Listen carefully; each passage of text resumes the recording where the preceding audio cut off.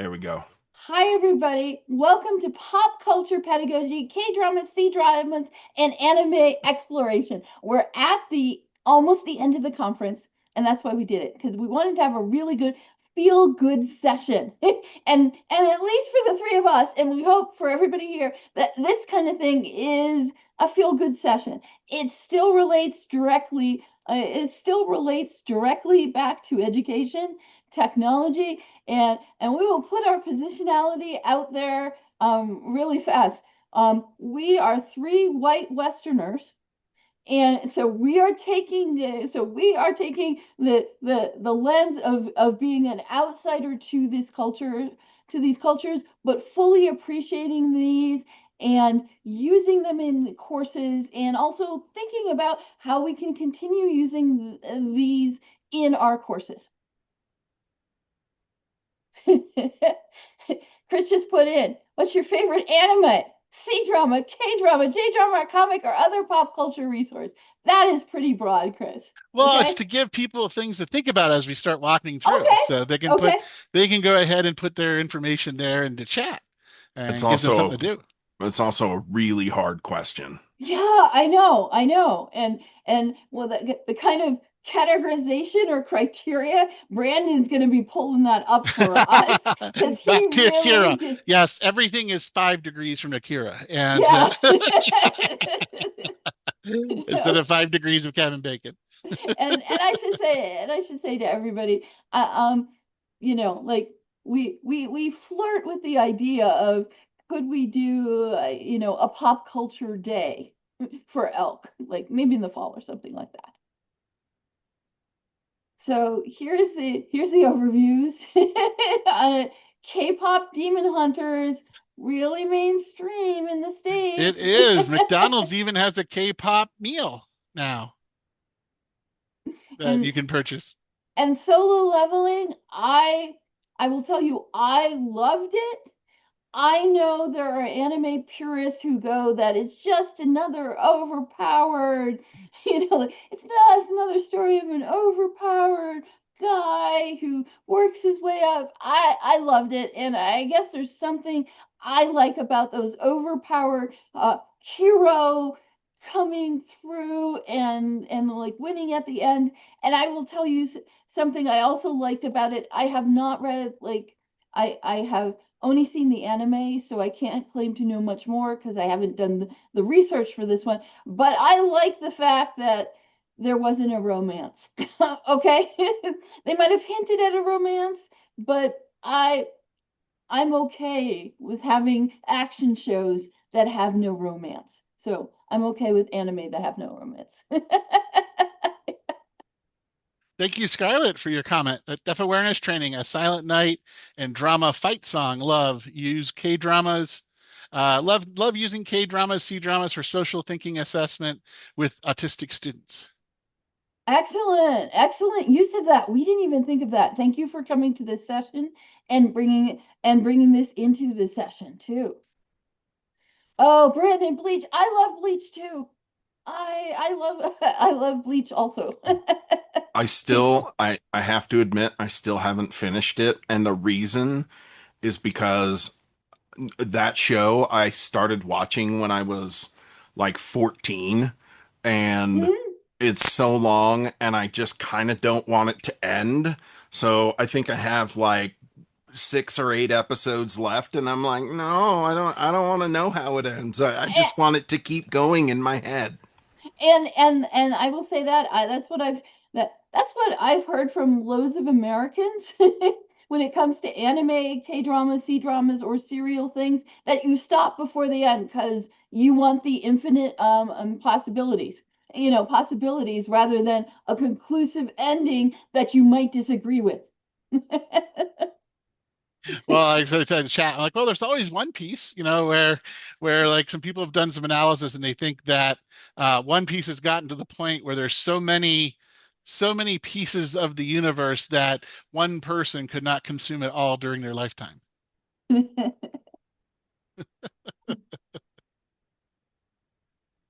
So we will go ahead and get started on this.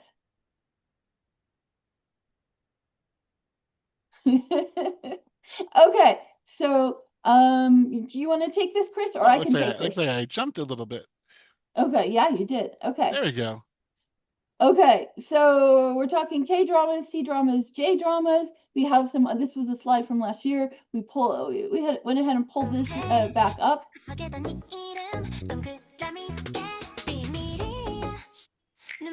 I don't know what you're playing, Chris, but it's not what it's supposed to be.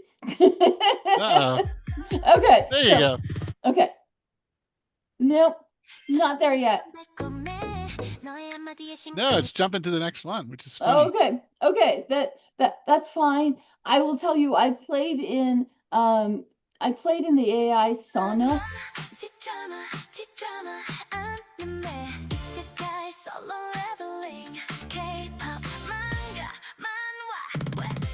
Pop culture pedagogy. Yeah, okay, okay. Like I said, I played for 5 minutes because I wasn't willing to spend more time. Oh, she no, yeah, it is, and there's a live action also on Prime that you can Mhm. watch the live action version of that, and that's it, and that's the image that we grabbed for it. But yeah, so some of these some of these are serialized, have different versions. Um, your students might already be watching these, or you might be bringing them in for cultural context. So go ahead, Chris.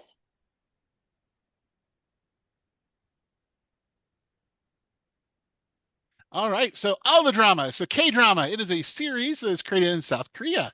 Typically, it's in Korean and has subtitles. However, we've seen some different things here. Like sometimes it'll be in German, sometimes it'll be in French. So it's kind of interesting to see the different subtitle options or limitations that are there. C-dramas are Chinese or Taiwanese dramas. They're typically Mandarin language formats, and again, multiple options for subtitles. And J dramas are Japanese. Those are that are set in Japan. Typically Japanese language formats with multiple options for the subtitles. And so one of the things we see is that all of these dramas, particularly the ones that are there, are set in the workplace and model work-based learning skills and durable skills. Or another way to think about this is this gives you a simulated learning environment to introduce your learners to that then they can critique. And even though there's dramatizations, but generally they fall under these kind of areas, entrepreneurial. So think of startup businesses, job seeking, people looking for jobs coming fresh out of college. You have part-timer hell, which is one of the interesting genres. This is like the life of gig workers, pretty much in Korea. Side hustles abound. Everybody is doing something else to try to raise money. There's also then there is strategy, Kaibal, or living in an executive household or having a leadership position. You're either an heir coming in to be the heir apparent, or you are, or it's talking about someone who's running a business or their assistant. The shows also model learning through work and learning at work scenarios. So they also have internships, apprenticeships portrayed, supervised entrepreneurial experiences, industry sponsored projects. So all of these type of things show up in these different models. You can find them at your local streaming services. So whatever you use, Netflix, Amazon Prime, Viki, these are all ones that have these type of dramas that are out there. And of course, you can also play around with your VPN if you wanted to play around with the different areas, but no one here is endorsing that. Okay, so hold on a second, Chris. Yeah, me and Brandon have some comments. My comment I was going to say, Chris put the slide up there for workplace. There are lots of other Mhm. there are lots of other things. The reason workplace went there is because for Chris and I use them in business classes, and there seems to be, like how in the US have lots of criminal procedurals and the British have lots of criminal procedurals. There seems to be lots of workplace procedurals that show up in K dramas, J dramas, and C dramas. So that was the point that I wanted to make. You know, your use may vary. You might be using these for different reasons. These were how we tend to use them. So Brandon, your turn. I think there are a number of descriptors, anime in particular, that really speak to kind of how you can utilize those in an educational context. They are not necessarily specific enough, but there are a lot of uh, intertwined themes between all of these. So K dramas, C dramas, and anime. Just because I mean they are a cultural representation, just like our criminal procedurals. So K, one that you've talked about a long time, is isekai, which Yeah. is, the reincarnation. But there are so many subgenres of that. Mhm. Like, there are, I was reincarnated as a farmer. And there's a lot of agricultural, Mhm. knowledge that can be conveyed there. So, there's just so much, I won't even say stratification, right? It's specific categories, genres to kind of choose from.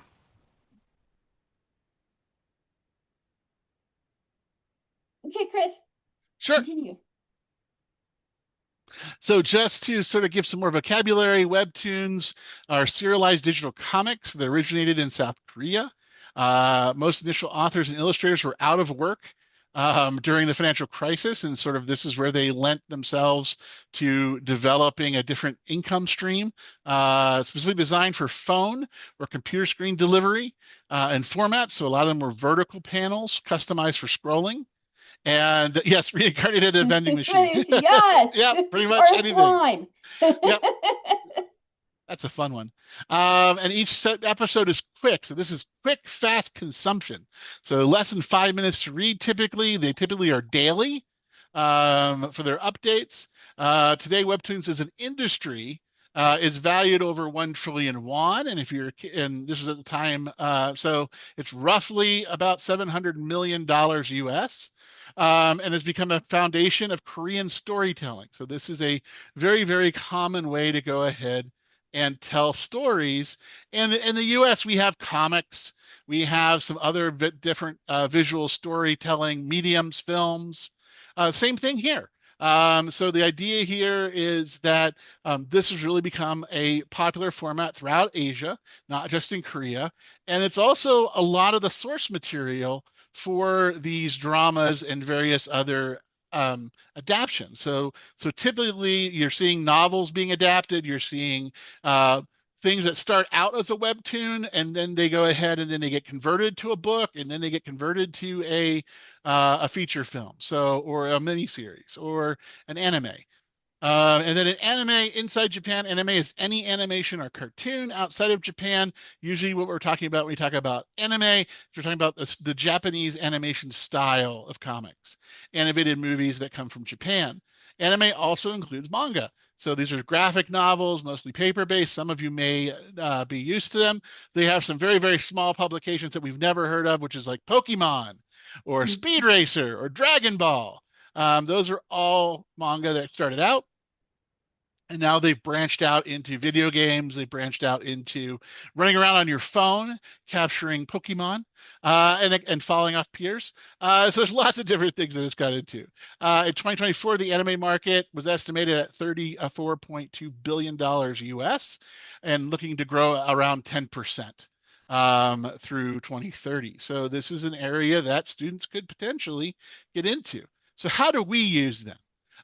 So for as Kay mentioned, I teach business and accounting. So for me, I really look at the economic based, these ones that are based on economics. And so I look at the commanding heights. So how many of you remember the commanding heights? Does anyone remember that being showed that in school or watching the PBS special or anything like that? Feel free to type in there. Yeah, someone said econ class made me do it. That sounds like an economist, something they would do.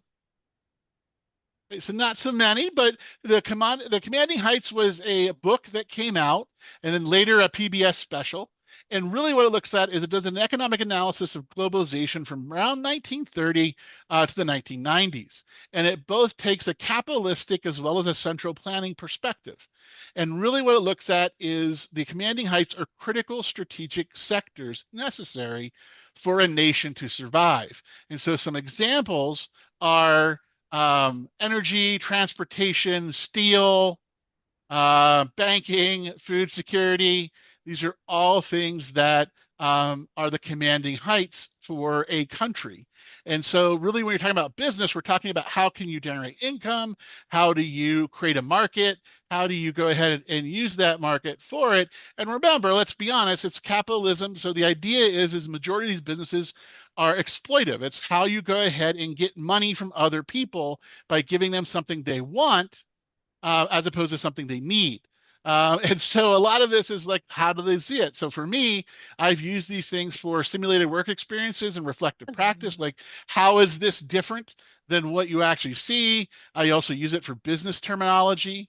I use it for vignettes. Testing 1, 2, 3. Yep. Hi there. I see This thing won't let me test it. I'm so sorry. Go right ahead. Yeah, no worries. And then also look at visual or oral case studies where students can role play and analyze. It also looks at bridging connections between older and current models and ways of doing, as opposed to me describing it, letting them watch and see what was business like in the 80s. What is a fax machine and why did we use one? And things like that. Other thing is getting students out of their comfort zone and having them apply specific business frameworks in a novel experience. So the idea is like here, the economics of anime, where they have to go in and pick an anime and then do an economic or a business analysis or an environmental scan of what are the market opportunities within that comic itself. And Chris, I just want to put in there, what you're talking about is that they can watch Commanding Heights because that's the classic, but then also using anime so that they can start picking out the different things that would be also in the Commanding Heights.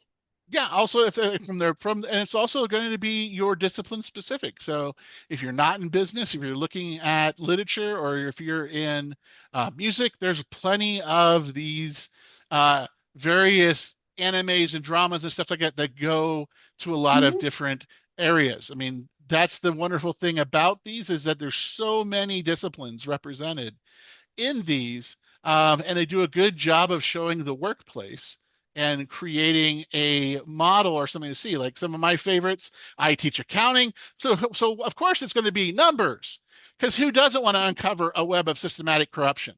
And like the basis of this is the younger guy there becomes an accountant to avenge his adoptive father for having his business closed by a CPA and the power of accounting. So it's a really fun, yes, overly dramatized, but it gives people an idea of what it's like to be an intern at a accounting area. It looks at the different places of accounting. It sets up the tension between the auditing side of accounting and the consulting side of accounting, which now all CPA firms offer both. They'll go ahead and do your books and they'll consult on your books, which is interesting. And then there's also the auditors. A cynical audit team chief can't see eye to eye with this new Gen Z rookie team member. But could they learn to pool their talents and purge the company of corruption? Who doesn't like finding rats? And so like that's the whole thing is like, so like these are really fun breakouts, but along the way, along the storyline, they're actually showing audit processes. They're having to go out and do a physical examination, a physical audit at a manufacturer in a plant, which is something that I can't take my students on. But and there's not a whole lot of videos of people doing audits. And so like that's one of the things. This show, they do audits almost every episode. It's awesome. There's all different businesses. They have service businesses, manufacturing businesses. They have delivery, like so they go through so many different types of business that it shows them what auditing looks like. Um, at least a version of auditing, which then we can have a discussion about what was real, what was dramatized, and what actually happens as an auditor going through these processes. So for me, this is what I'm doing as an accounting instructor, and this is what I'm doing to go ahead and show my students that particular place. Now, Kay has something a little different. Okay, so for me, I teach business in the creative industries, and it does a decent job at showing, much like Chris was talking about, it does a decent job of showing how these things happen. And Chris, I'm moving the slide up for this for what I wanted to show because it got buried in the back. So, for an example here, I don't know if anybody's watched it. I think it's a pretty good show. It's called Glass Heart, and it's based on a light novel. And what a light novel is, it's not as extensive as a you know as one of our classical Western novels. Okay, it reads faster. There's lots of volumes of it. You normally read it for fun. And Chris, if you will go ahead and refresh the slides, you will probably be able to see that the Glass Heart is like right after the business for the creative industries now. So the thing about that is I give the students examples and I ask them, can you go find something? And we'll just play a little bit of this. 一瞬も永遠も全てを飛び越えてこの音は Okay, Chris, you can go ahead and stop there because it isn't the excerpt I was looking for, the one that I was looking for. What happens in the Glass Heart is there is an incident and it's dramatized. And in this incident, what happens is that the lead singer of two bands have to quickly set up on the rooftop of a hospital and they are going to live stream their concert because one of them was in the hospital and one of them is in the hospital because he was stabbed and he doesn't want to miss the concert and they have like no time to do this. But what it ends up being is this video gives a really good showing of how their new manager for the band was able to put it together. And the reason the manager was able to put everything together because he had years of experience as a roadie. And he was able to quickly know the people, know how to set it up. And it's just a difference between the kind of manager they got, which was someone who used to be a roadie, versus having a manager who is more like an assistant, like a celebrity assistant. So for this, for Glass Heart, it worked out for me very well.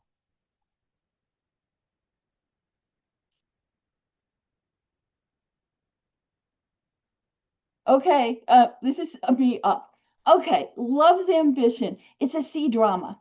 I do not recommend anybody like actually like watch it. But hit the next thing. On episode 16, and the female actress, I really like her, but I like her better in comedy. She has to end up switching from being a news anchor and also a food show hostess to instead doing influencing. And in episode 16, there's a piece there that I can send the students to episode 16 through Vicky, tell them where to go to watch it. But there is this whole portion that it's done in a very comedic way and it's very fun. But how this producer goes from getting her to the point from being this very stiff financial news person to being like the kind of influencer who goes, and now, and becomes animated, and they talk about the different personas.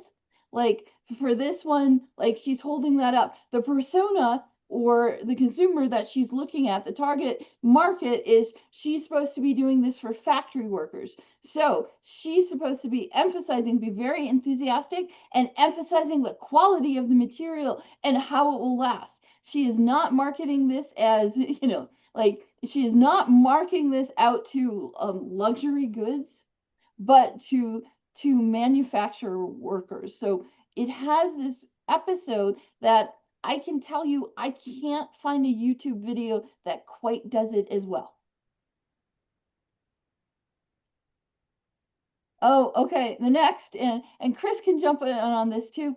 And I'm just putting this as an example. Shine on Me. It's on Netflix. It's also on Viki. Chris, you pulled the Netflix, but I'm going to say it's also on Viki. Go click on the next slide. This is a Chinese drama, and like I said, a lot of the Chinese dramas put the characters in industries. So they're taking this back to like 2005, 2008, and the energy industry, in fact, the green energy industry. And there's a lot of discussion in this show about green energy and manufacturing, and if now is the time to invest in it, or isn't the time to invest in it. And if you've been following Bloomberg News or other news like I do, Bloomberg has consistently been focusing on the building of Chinese power when it comes to energy. And this is an example of a Bloom headline: solar power capacity on course to surpass coal this year. And so click on it again. Click on the next one. Oh, I'm sorry. I didn't know. You can go back. The other thing about it, and we don't have the screenshot, but Deutsche Bank came out this week and said China won the energy war. And what they were referring to was all the solar panels, all the green energy, with everything that is happening in the Straits of Hormuz. From a business aspect, China is doing way better economically because of this. So, for example, C dramas emphasize this. I've also seen K dramas do wind power more, but I haven't seen one that have got a K drama that has gotten into it enough that I would use it as a business example. Okay, so before we move on, Mm, I wrote down quite a few that I think go over economies, maybe different economies or mhm, business or even tropes that yeah. are in a variety of animes. So the first one that I was going to put out there are guilds. Oh, Are yeah, yeah. common, very common in anime, and there is an entire economy built around that, as well as bounties, right? Bounty hunters Mm. are pretty common. So I put out there Goblin Slayer, which is I've quite enjoyed that one. But then there's things like Delicious in Dungeon, where there's almost a cooking food economy kind of placed in there. There's a lot of kind of online economies in shows like Dot Hack, Sword Art Online, Overlord. I also wanted to put in there maybe a little bit of international flavor with or cultural differences in economy. There's a show called Salaryman Kintaro, which is also it kind of follows the life of a salaryman, which is maybe a foreign concept to people who are Westerners, but very, very central to at least parts of the Japanese economy. And then if you want to look at entrepreneurship, there are Search for Samurai in my anime list or AnyDB or anything like that. And you'll find a ton of people who go into business for themselves. And there's a ton of other examples. Mine are mostly older because I went through my list and pulled them. Okay, so we'll get a little bit more into the anime now. Okay, this is a new release. Okay, yeah, fun. Okay, Release That Witch. Okay, and the series has, there's only been so many episodes of it, and it is anime. It is done in Chinese. Okay, so I have a lot of consonant dissonance when I hear the opening theme song being sung in Chinese because it's very Western operatic, but it's good. The thing about Release That Witch, Chris and I are watching it and we're like, oh my God, this is another Commanding Heights one. Oh my God, this is totally how to develop industry. And then we're going like, oh, this is the Industrial Revolution. Oh, the good and the bad part of it. I think there's only like 6 episodes, but it's good. It's good to and it is an isekai. So someone from modern era has been, soul has been transported into a medieval lord, and but it's good. Yeah, no, definitely. And as I say here, is it definitely is a really good, it's a very strategic focus on it and looking at how are you building community, how are you building alliances, how are you controlling the commanding heights to make this small out of the way place more important, and to get a firmer footing when it comes to their finances and ability to protect their citizens. So it's an interesting anime that really looks at, like I said, the commanding heights and really looking at how it sets up. Another one is Log Horizon, another new one. No, it's actually older, Chris. It's just Well, new to yeah, I you. want to say that here that Release of the Witch was actually started in 2016 as a web novel. Um, and then there's Log Horizon, which came out in 2013, but has been re-released on Crunchyroll lately.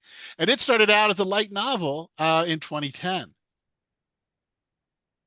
And so once again, this is a very detailed world building, political maneuvering, and strategy. So like in a strategic planning class and thinking about the different things about how do you build alliances, how do you consider other folks and other individuals and other corporations or guilds motivations when it comes to achieving a goal, and then how do you go ahead and build those alliances and understanding between folks whenever there are no rules, or what you live with changes. And this is a bit sillier. It's easygoing territory defense of the by the optimistic lord, but it's pretty close to Log Horizon. It's somebody who got put out where there's nothing, and how they go and build their village. So and they do really well, by the way. And I don't know, Chris. I don't know. It's a very cute song. Yeah, it has cute and that's what I can say. Anime has great songs, like beginning and end. Okay, this one, Chris played the beginning song for this. Money makes the heart. Um, I really like this one. The Art of Negotiation. It's like the third episode goes into behavioral accounting. Most of the episodes are very specific on mergers and acquisitions, and for classes, it can just condense things really quickly, and I like it. Of course, there's revenge and over dramatization in it, but skip those parts. Just, you can tell your students where they could watch it. And I want to say the other thing, a lot of the K dramas, C dramas, and J dramas, people have they're on YouTube and someone has translated it, done the subtitles for it. So you can often find that. I will say that's different like than French series. I've looked for French series to see if they're on YouTube and someone has done the English subtitles. No. No one has put in the effort to do the English subtitles for, for French shows. So for me, what I've seen, also the sharing out, these ones work, work pretty well. Okay. Oh, this one, the reason we threw it, it's the whole series is out. Apparently, disillusioned adventurers will save the world. The reason why we put it in here, and Chris, you can go ahead and hit the next thing for it. Okay, a bare knuckle math brawl. Okay, that's why we put it in here. Okay. So The as you try way to visualize this, do you have another image for that, Chris, or no? I do not have an image, no, Okay. but I do have the rules. Okay, here's the rules. So what happens is you randomly select one member from each party of the teams that are in conflict, and that individual has to complete a set of math problems. And so the other group, another party member is chosen randomly to fight each other. And the two people who are fighting are fight while they're doing the math. And then once the math is done, someone submits a math score.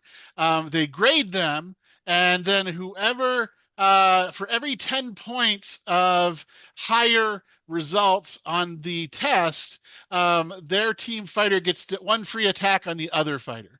That they can't do anything about, they can't block it or anything like that. They just have to take the punch. And so this is the bare knuckle math brawl. And it's very funny, and the way that they show it is it's not it's not one math problem, it's like 25 or 30 math problems. Many iterations that are there. Yeah, and they keep doing it until one of the fighters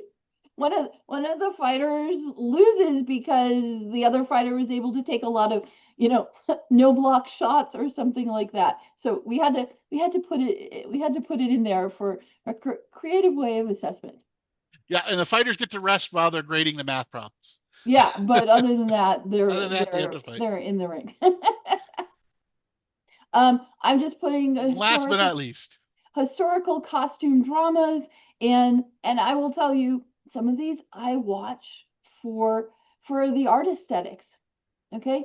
For the actual costumes, and to get and to look at differences. When it comes to my students with these, I'll usually either take an image or an intro clip that the students can see different aesthetics or designs, and that's how I use the historical costume dramas. I don't use them so much for business or the business part. It's more for the design. Yeah, and there's entire genres on either the silk trade or the making of silk.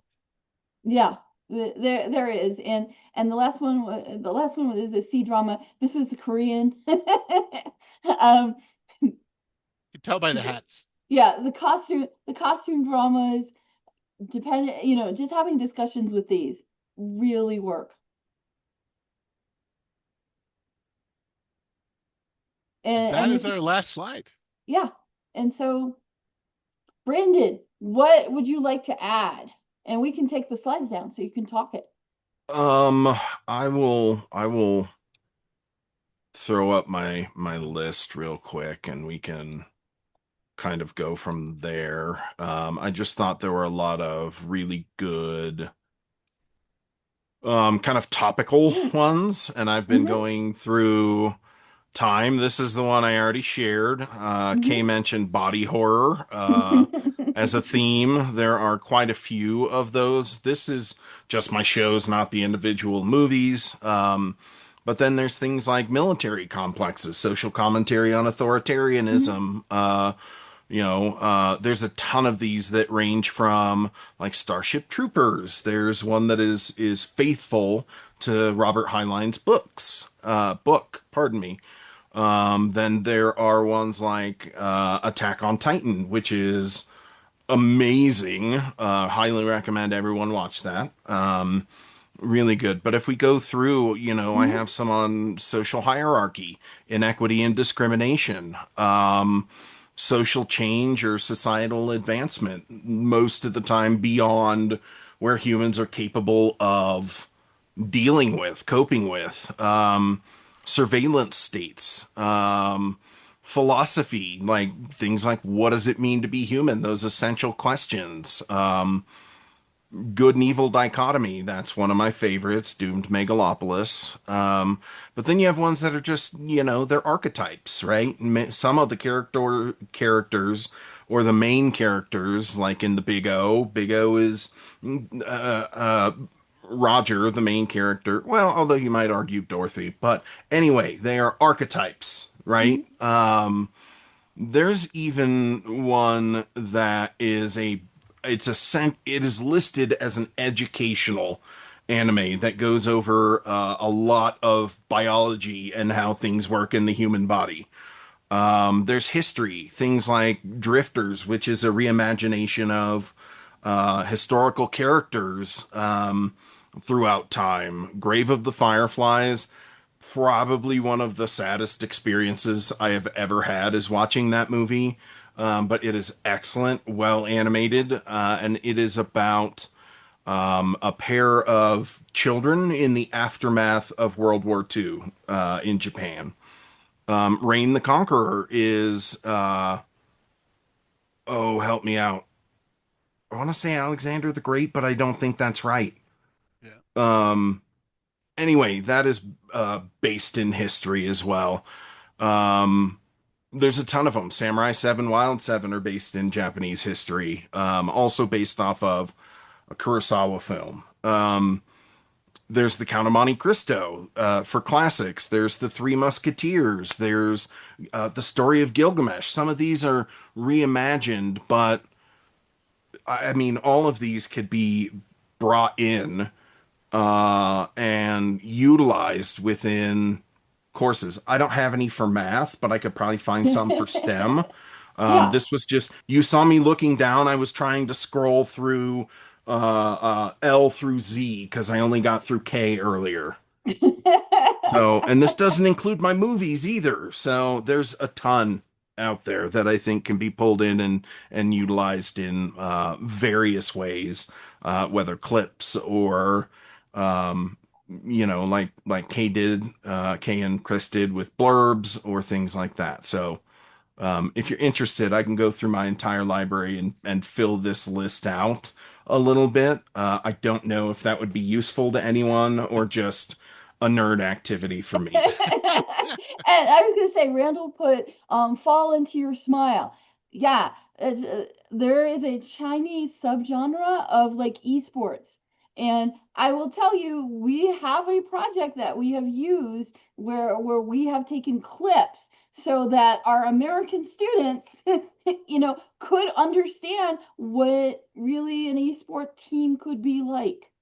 And that esports, it is an industry that makes money. Mhm. And it's also an industry that a lot of schools now are getting into. So there's a lot of four-year and community colleges that now have esports teams. Because of budgeting, they weren't able to keep their sports teams. And so now esports gives them the opportunity to still have a collegiate level sports team or sports activity related around video game playing video games competitively. So, I mean, those are lots of different things you're starting to see that are now moving into more mainstream here in the US that have been mainstream in Southeast Asia for a long period of time. Well, we've got what, 3 or 4 minutes left. We got to Yeah. make sure Cynthia has time Yeah. to get to the closing keynote. Yeah. Do we have any questions or recommendations or uh, anything of that sort? I, I'm going to say, I think we're going to have to, this is the one of the things we're not going to put up like right away. I think we're going to have to take the copyright stuff down. Because I think we played a couple For the video, pieces. yeah. Yeah, the video copyright. I think otherwise we'll get flagged. Fair use. Come on. Well, yeah, Was we it less than really 30 didn't mean to. seconds? Yeah, but okay. He's like, I don't want us to be copyright strike. Yeah. But the good thing is you get 3 strikes, Kay. So you can only have, so it's just like, Yeah, well, but we don't know when we're going to do those strikes. unless you're broadcasting sumo, and then NHK will go after you forever to block that. Okay, so weird thing. I haven't seen any questions come through, but if you have one, unmute yourself. Games, video games now have streamer mode where it disables any copyrighted music from playing so that you don't get a copyright Yep. strike. And that is mind-blowing to me that we've gotten to that It point. is awesome. Well, thank you everyone for coming, and go ahead and does someone have the link for the survey? Should make sure Oh, we throw that in. yeah. Should make sure we throw that in there. Boom. Let me make sure I copy it correctly. Please fill out a feedback survey. I threw that in there. ELK and presenters rely on it to make our presentations better, look for keynotes, people who we want to present, and there's also award nominations in there. So, you know, please fill them out. Thank you. Yeah. All And right, we're I'm off gonna to go our ahead and closing stop keynote. recording. Yeah.